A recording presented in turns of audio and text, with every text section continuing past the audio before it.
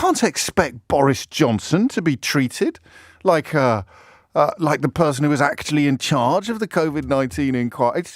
Honestly, there are some days where I have to give my head a wobble to make sure that I haven't woken up in a parallel universe or on the Star Trek holodeck. Luckily, I guess, for Boris Johnson, luckily perhaps for you, because I accept there's only so much you can bear of being reminded of his utter unfitness for any office at all, never mind the highest in the land. We have the immigration statistics. And a little bit of my heart sinks at those words because I have been doing this job for quite a long time now, and it takes a long time for the psychological tanker to turn around. So even if the public feeling about a story has changed or about an issue has changed,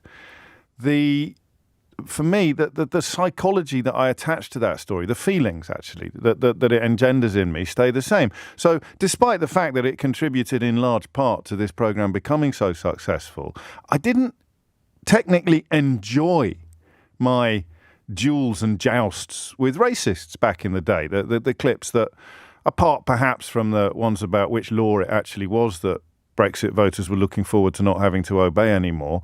Spoiler alert, they could never think of any. Apart from that, it was probably the dealings with racists on this programme that promoted us into the Premier League of radio shows.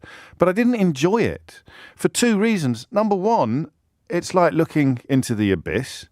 And Nietzsche said something about the dangers of looking into the abyss that I can never quite remember.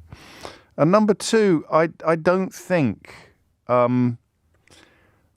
anybody who rang in to tell me that they were voting for Brexit because there were too many brown faces in Sainsbury's, I don't think any of them ever went away feeling helped, you know? I don't know that we ever really brought any light into their lives. The determination to believe that the state of your own existence is a consequence of people arriving from elsewhere with, in many cases, but by no means all, even less than you've got, as opposed to a criminal distribution of wealth that gets worse with every passing year of Tory government is actually quite depressing. I know that a lot of people listening let the light in because you keep telling me, and I'm not sure there's any more gratifying experience for me professionally than people telling me that until they started listening to this programme, they believed what they read in the Daily Mail, for example, or they believed what they read in The Sun. But my heart sinks at the immigration story, even though it necessarily shouldn't, because public feeling, public fury, is not what it was.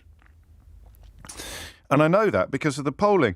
I don't know if you can remember the cavalcade of front pages back in the day that detailed the absolute determination to demonise anybody coming here from anywhere else. I mean, the Islamophobia was off the charts. I was with Sadiq Khan last night at the Royal Festival Hall for the launch of his book, and I'm reading the bit about how Zach Goldsmith deployed the worst kind of racist dog whistles in a London mayoral campaign. Zach Goldsmith, perceived as a progressive conservative.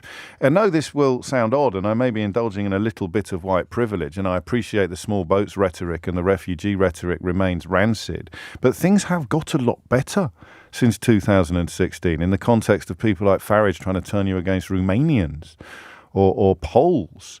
At least the focus of hatred has narrowed down to dinghies now for a lot of people. They're not furious about the Polski sklep on their high street, which the Sun encouraged you to be on the morning after your Brexit vote. Some of the stuff that went on then was absolutely incredible. Everywhere you turned, someone was bellowing about immigration. And then they got what they wanted. They got 52% of the country to vote to smash themselves over the head with a rusty old frying pan. And it stopped. It stopped almost overnight. Started again when Farage turned up at Dover with his Fisher-Price binoculars, rubbing his thighs and trying to get noticed on social media, but not in anything like the same way. And the public opinion, the opinion polling shows that it is no longer anything like a concern as acute as it was when it was lower. Could there be a more pertinent mark of the madness that accompanies this issue than that simple fact? Public concern about immigration is lower than it was when immigration was lower. There are no laws of logic under which that can make sense, I don't think.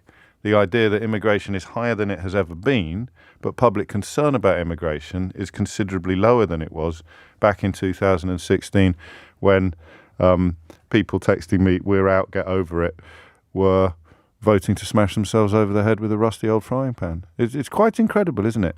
And I mean, it leaves me, I'm open to suggestions this morning, it leaves me with a couple of questions. I'll just give you a few examples. Migrant mothers cost NHS £1.3 billion. Illegal migrants flooding into EU. Britain has too many migrants. We can't stop new migrant surge. 2 million EU migrants grab our jobs. Migrants keep on pouring into EU. French to let migrants head to Britain. Migrant crisis will kill off EU. New jobless migrants benefit scandal. Britain faces new migrant crisis. TV Knoll sparks migration row. No end to migrant crisis. That's the one I'd quite like to read more of. How did TV's Knoll spark a migration row? No end to migrant crisis. Migrant crisis will kill off EU. Migrants told to keep out of EU. Did they do the same headline twice, or have they just reproduced? No, they've got the same headline twice. They're two different.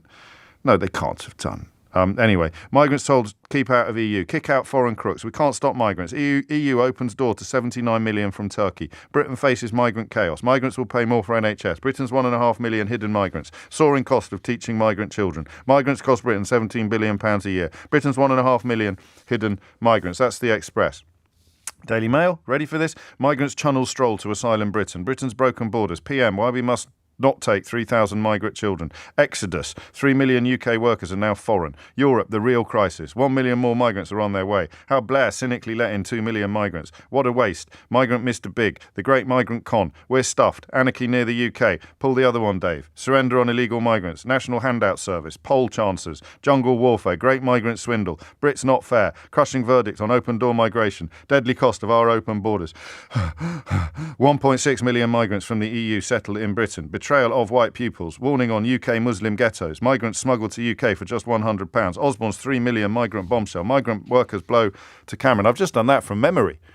I haven't done that from memory. I did it from a sheet of paper put in front of me that takes about 20 seconds to collate or to recall.